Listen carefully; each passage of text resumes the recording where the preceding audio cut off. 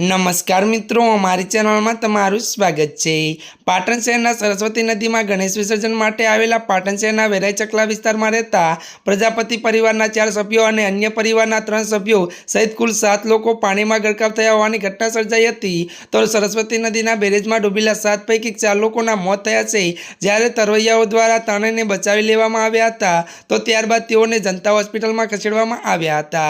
गणेशजीनुं 5मुं दिवस विसर्जन करवा माटे पाटण परिवारनो सरस्वती त्यारे नदी खाते पहोंच्या हता ने त्यां सरस्वती नदीना बेरेजमां परिवारना डूबता बाळकने बचाववा अन्य 6 लोको कूदी पड्या हता।